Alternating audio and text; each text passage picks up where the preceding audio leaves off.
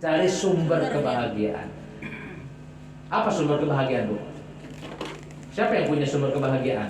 Nah, ini. Gimana caranya? Nah, bolak-balik Tuhan pun tidak langsung seperti kita, Bu. Ya, beliau pun menurunkan utusannya, para nabi dan Al-Quran. Inilah yang akan menyelamatkan kita dunia dan akhirat. Jadi sekali lagi mudah-mudahan ibu-ibu. Jadi saya ingin sharing aja, karena ibu-ibu sudah berkiprah.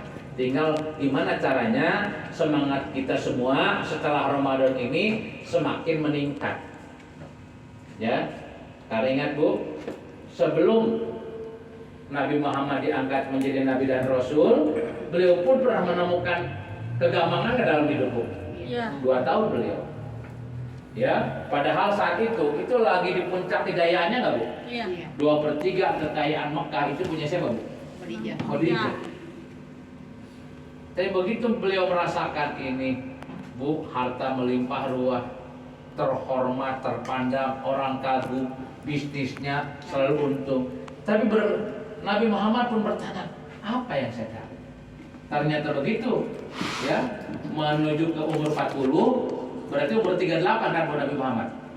Umur 35 tahun, Nabi Muhammad mendapat gelar apa Bu? Al-Amin. Dari mana? Ketika masyarakat, tokoh-tokoh ribut, ini Hajar Aswad tergeletak, ya, ini harusnya ditempelkan di tempat yang benar, di mana benarnya. Saat itu sudah menjadi nabi belum Bu? Belum. Akhirnya kesepakatan siapa yang lebih dulu, ya, siapa yang lebih dulu datang ke sini, ke Mekah ini, ke Ka'bah ini, dialah yang berhak untuk, ya, menempatkan di mana adanya Hajar Aswad. Sudah jadi nabi belum Bu? Belum, umur 35. Ternyata dari sekian suku, khilafah, khalifah Bu, ya, kabilah Bu, yang pertama kali datang dan ada di situ siapa Bu? Nabi Muhammad. Karena sudah ada kesepakatan, berarti, ya, mau tidak mau, suka tidak suka, setiap suku harus menerima, dan memang diterima. Ya, tapi luar biasa Nabi Muhammad Bu. Kira-kira saat itu walaupun belum jadi nabi, egois nggak Bu? Karena saya yang ditunjuk, udah gimana saya? Kan enggak. Dibuka itu surban, gitu nggak Bu? Yuk angkat bareng-bareng. Ini sorban saya jadikan untuk hambalan. Ya, dipanggil setiap suku, kepala suku untuk memegang sorban itu. Diangkat rame-rame.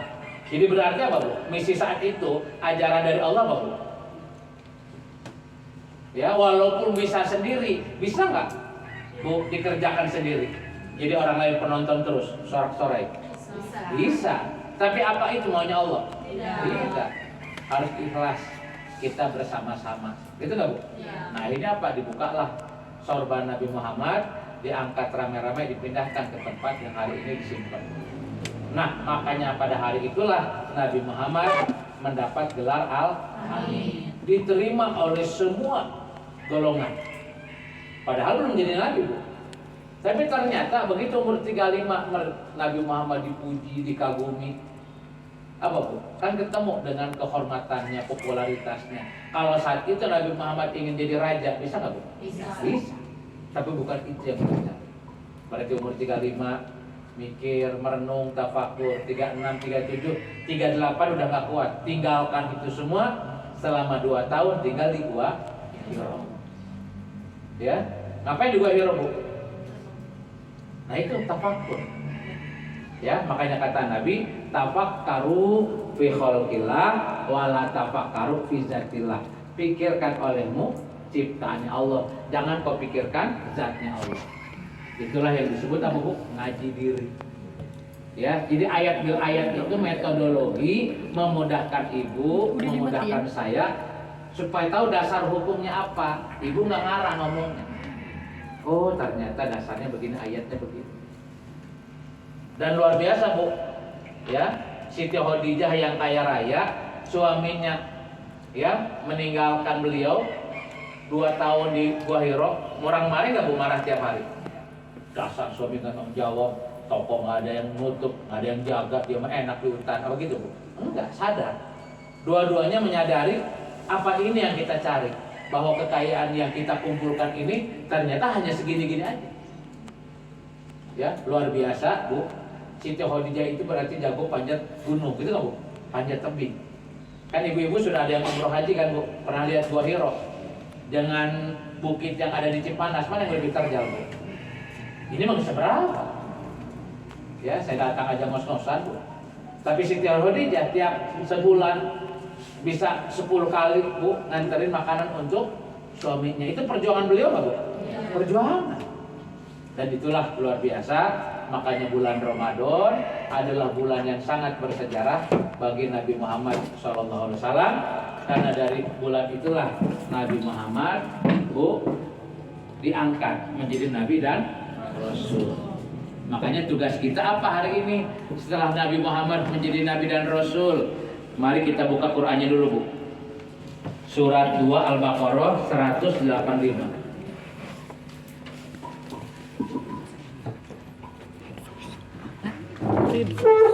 Kita runut dari asbabun nuzul ayat dulu, Bu, ya.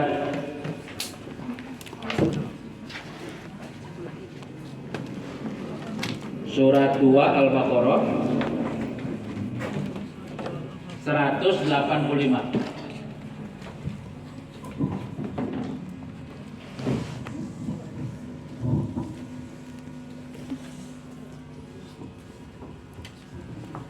Dari mana dulu, silakan. Belakang, Pak. Ya? Dari belakang. Oke, siap, Bu.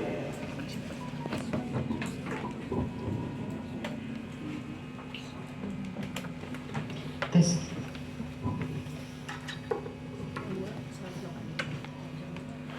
Auzubillahiminasyaitonirrajim. Bismillahirrahmanirrahim. Surat 2 Al-Baqarah ayat 185. Ya. Bulan Ramadan adalah bulan yang di dalamnya diturunkan Al-Quran sebagai petunjuk bagi manusia dan penjelasan-penjelasan mengenai petunjuk itu dan pembeda antara yang benar dan yang batil. Karena itu, barang siapa di antara kamu ada di bulan itu, maka berpuasalah. Dan barang siapa sakit atau dalam perjalanan dia tidak berpuasa, maka wajib menggantinya sebanyak hari yang ditinggalkannya itu. Pada hari-hari lain, Allah menghendaki kemudahan bagimu dan tidak menghendaki kesukaran bagimu. Hendaklah kamu mencukupkan bilangannya dan mengagungkan Allah atas petunjuknya. Nah, sebentar, Bu, ada kalimat apa, Bu? Hendaklah kamu mengagungkan Allah atas petunjuknya. Terus? Yang diberikan kepadamu agar kamu bersyukur. Nah, kita mulai ngaji dari sini, Bu. Ya, salah satu bulan yang tertulis di dalam Al-Quran bulan apa, Bu? Langsung kalimat Syahrul Ramadan alladzi unzila fihil Qur'an. Inilah ayat yang bulan-bulan kemarin Ramadan ramai dibaca. Kenapa? Karena kalimatnya sudah jelas bahwa awal diturunkannya Al-Quran itu di bulan, dan itu tidak ada perdebatan di para alim ulama. Kenapa ayatnya jelas? Syahrul Ramadan alladzi unzila fihil Qur'an. Bahwa di bulan Ramadan itu diturunkannya Al-Quran. Berarti apa, Bu? Turun yang ke-10, Bu, ke-1 atau yang terakhir? Pertama. Ya, itulah pada tanggal terkenal 17 Ramadan. Tapi saat itu Nabi Muhammad sudah puasa Ramadan belum? Sudah puasa Ramadan belum? Belum.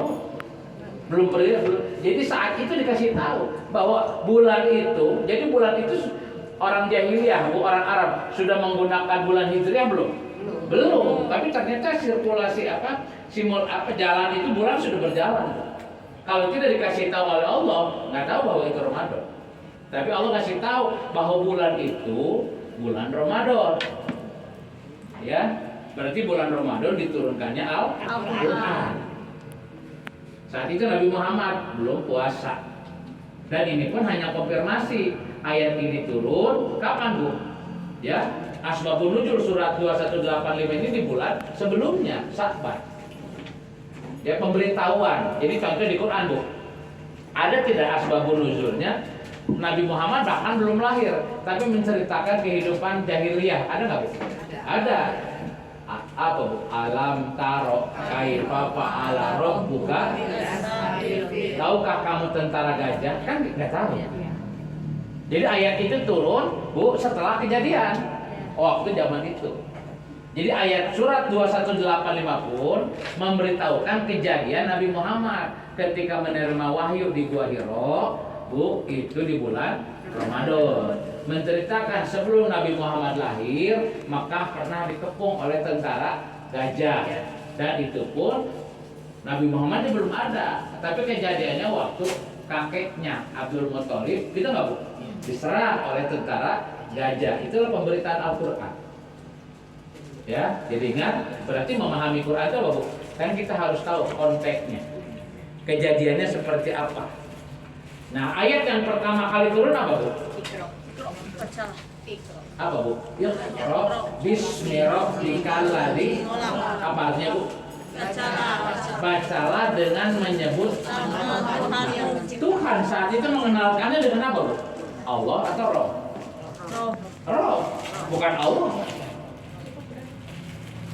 Ya, jadi Tuhan saat itu mengenalkan namanya Bu, bukan dengan Allah, tapi Rob. Nah itu mungkin ilmunya Kang Iip. Rob itu asal dari kata Robi, Robaya. Oh itu Bu dipelajari sama Kang Iip. Ya kan, pengatur, pemelihara, ya, pendidik, itu Rob.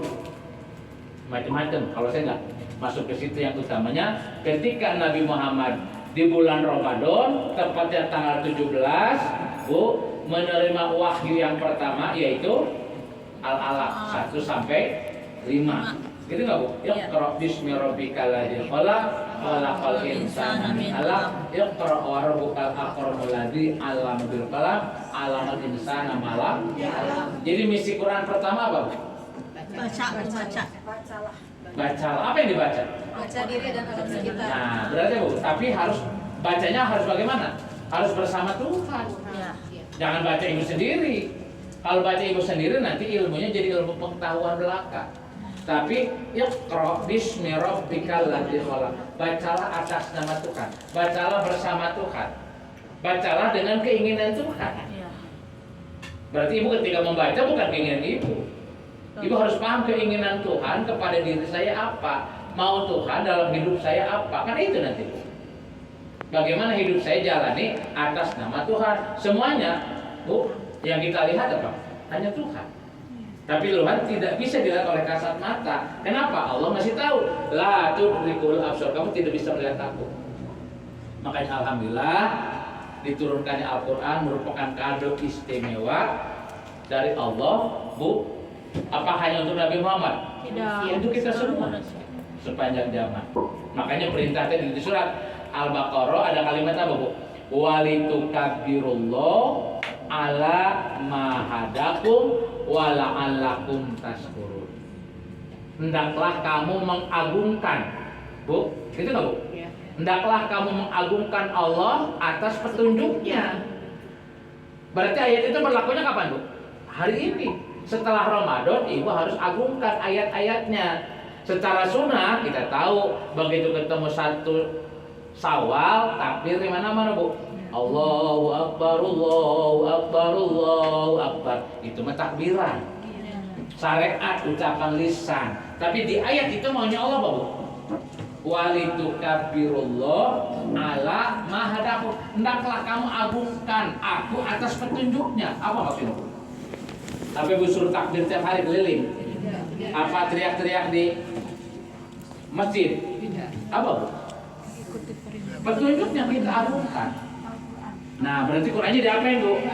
Nah, inilah kita pelajari, dipahami, kan Ibu sudah tahu. Ya. Nah, maka itulah ketika Ibu mempelajari Quran, ya, dalam rangka mengagungkan asma Allah. Maka itu mari kita luruskan dulu. Ketika Ibu mempelajari Al-Quran, ingin memahami kehendak Allah, yang Ibu cari apanya dulu Bu? Yang Ibu cari apanya dulu nih dalam hidup? Sumber. Hah? Sumber. Yang cari ibu dalam hidup apa, Bu? Nah, kan? Kebahagiaan. Berarti kalau kebahagiaan dicari alatnya atau sumbernya? Sumbernya. Nah, sumbernya siapa yang punya? Allah. Berarti yang kita cari Allahnya. Makanya dia bismi rabbikal ladzi, baca atas nama Tuhan. Gimana caranya Tuhan membacakan ke dalam diri kita? Nah, itu PR kita, Bu. Ya, maka itulah, tapi tetap tadi, karena kita ini manusia yang diperbudak oleh hawa nafsu, ketika mau menuju Tuhan